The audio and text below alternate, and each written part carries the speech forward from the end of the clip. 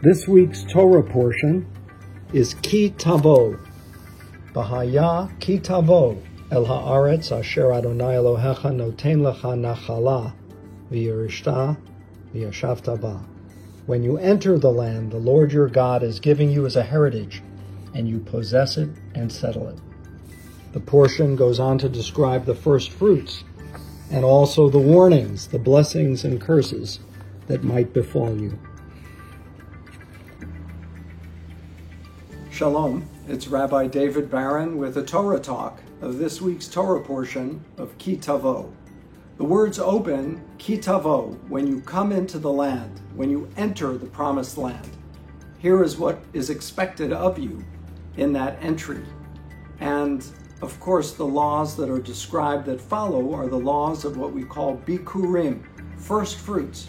It was your obligation when you harvested hopefully a rich and bountiful harvest, that you would bring an offering of Bikurim, of the first fruits to the Lord, in a place that was to be appointed, eventually the Holy Temple.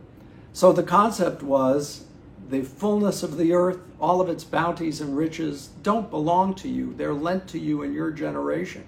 And you owe an obligation to the Creator for the wonderful creation that you're partaking of and enjoying. What a different sense of responsibility than raping the land and feeling it all belongs to you and you can exploit it in any way you want. The sense of obligation that this is a gift from the Creator that you're duty bound to preserve and pass on to future generations.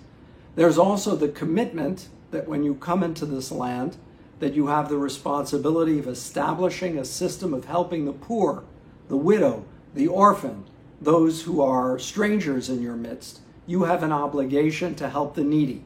And so the Torah commands tithing, 10% of your income to go to help the poor.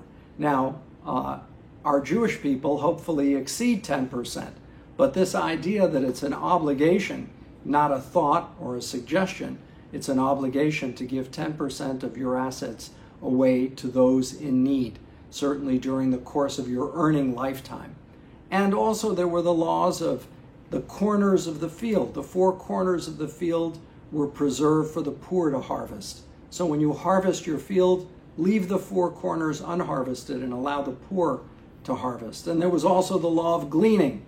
When you're gleaning and when you're harvesting your field of wheat or barley or corn, and anything drops from the harvesters, don't pick it up. That should be for the poor to come and glean and be able to partake. So all of these systems that you have to put into place as you're coming into the promised land. And you know, for me, the analogy is when we come into our old lives or re-enter into a new life after this coronavirus epidemic, pandemic, how do we enter? With what consciousness, with what frame of mind? And to me, of course, we're all going to give up these masks and the sanitizers, but hold on a minute. Maybe we shouldn't do that quickly. Maybe we should sanitize and wash our hands more frequently than we did in the past in this time of viruses and flus that spread throughout a society. And maybe the mask is not a bad idea when we're flying and when we're in certain kinds of situations where we're not sure of our fellow citizens' state of health. Hopefully the vaccine and other therapeutics will help us calm a lot of the legitimate and not so legitimate fears that we have about this pandemic. But to me, it speaks to when we re-enter our lives, how are we going to re-enter it? Well, we have to re-enter it with a consciousness of what we went through and where we came from. You know, psychologists tell us that if a child knows where they came from, about their parents and grandparents, about their histories, they're more rooted and they're more sure of themselves. And they have greater degrees of resilience in being able to deal with all of the curveballs that life throws at us.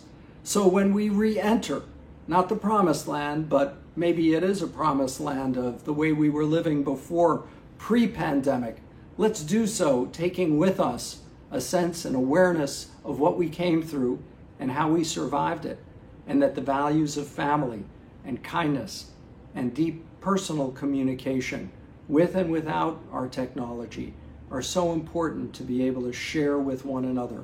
So coming into it, recognizing that we have an obligation to one another, to humanity, to each person that crosses our path in life, as well as to humanity in general, that obligation is something that's a responsibility.